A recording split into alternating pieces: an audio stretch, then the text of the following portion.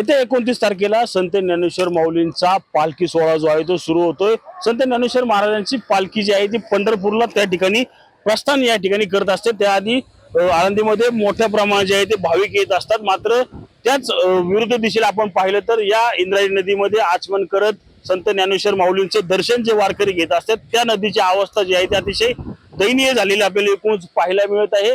1 ते 8 दिवस राहिले असताना नदीची परिस्थिती अशी आहे। हेच पाणी आचमन करत जे आहे ते वारकरी संत ज्ञानेश्वर माऊलींचे दर्शन जे आहे ते घेत असतात। त्यामुळे आता संत ज्ञानेश्वर माऊलींच्या आळंदीमध्ये वारकरी असतील किंवा स्थानिक नागरिक असतील यांच्या जो प्रकृतीचा जो आहे तो या ठिकाणी खेळ केलेला आपल्याला एकूण पाहायला मिळत आहे। आपण पाहू शकतो की सर्व दूर जे आहे ते अशाच प्रकारचा फेस जो आहे तो या ठिकाणी इंद्रायणी नदीत आपल्याला एकूण पाहायला मिळत आहे। गेल्या काही दिवसापासून पिंपरी चिंचवड महानगरपालिका जी आहे ती किरकोळ कंपन्यांवर पिंपरी चिंचवड महानगरपालिकेच्या हद्दीत कारवाई करत असते। मात्र या कारवाईचा शून्य मात्र या ठिकाणी फायदा झालेला आपल्याला एकूण पाहायला मिळत आहे।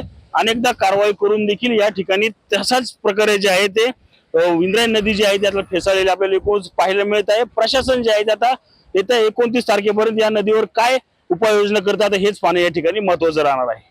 रणजित जाधव, TV9 मराठी, आळंदी, पुणे।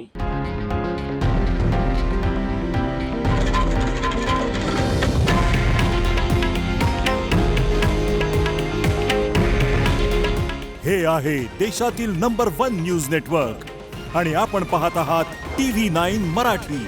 काळजी तुमची, हित महाराष्ट्राचं।